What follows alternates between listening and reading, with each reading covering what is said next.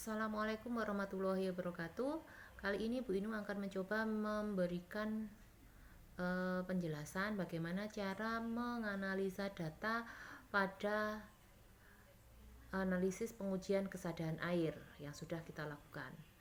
Nah, dari data pengamatan, data standarisasi EDTA dengan ZnSO4 0,01 molar, diperoleh data seperti ini.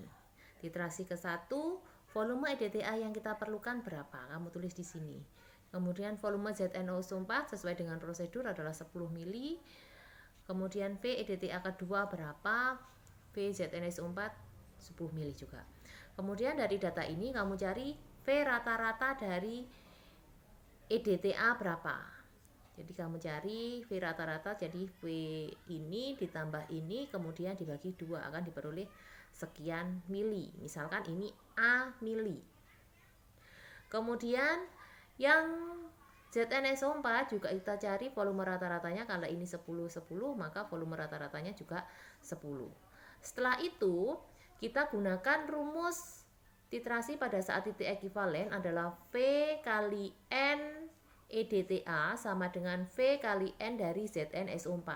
Karena di sini rumusnya dan menggunakan normalitas, sedangkan di larutan yang kita gunakan tadi konsentrasinya adalah satuannya molaritas, maka kita ubah dulu ZnSO4 ini ke dalam bentuk normalitas. Kita gunakan rumus N dari ZnSO4 sama dengan M kali ekivalen. M-nya adalah 0,01, ekivalen dari ZnSO4 adalah 2, sehingga normalitas ZnSO4 adalah 0,02 normal. Setelah ketemu normalitas dari ZnSO4, kita kembali lagi ke rumus ini. Vn EDTA sama dengan Vn dari ZnSO4. Kita masukkan V dari EDTA adalah V rata-rata tadi di sini A.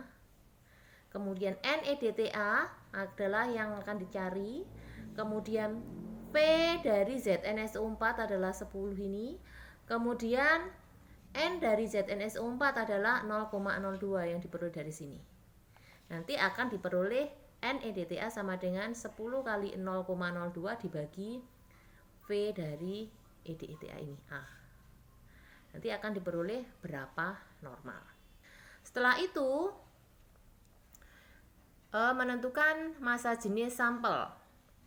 Dari data ini nanti ada massa pikno kosong, kemudian ada massa pikno plus sampel, akan diperoleh massa sampel, yaitu massa pikno kosong per sampel dikurangi dengan massa pikno kosong berapa, itu nanti akan ketemu massa sampelnya.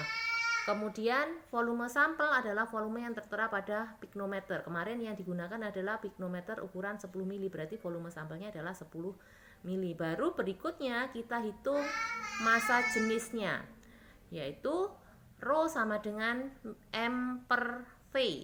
M itu adalah massa sampel, sedangkan V adalah volume sampel. Setelah diperoleh massa jenis, kita ke penentuan kesadaran total. Dari penentuan kesadaran total diperoleh data pada titrasi ke-1, volume sampel yang digunakan adalah 25 mili. Kemudian VEDTA-nya berapa? Sesuai dengan data percobaan yang kalian peroleh. Kemudian titrasi kedua, V sampelnya 25 mili, VEDTA-nya berapa? Sesuai dengan yang kalian peroleh pada saat praktikum. Kemudian kalian cari V rata-ratanya.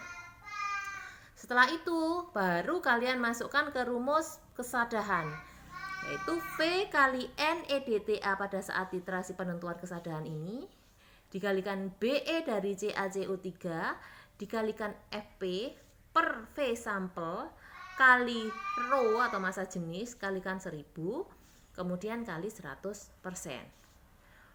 V EDTA adalah V EDTA yang digunakan untuk titrasi pada saat kesadaran total yang diperoleh dari sini V rata-rata.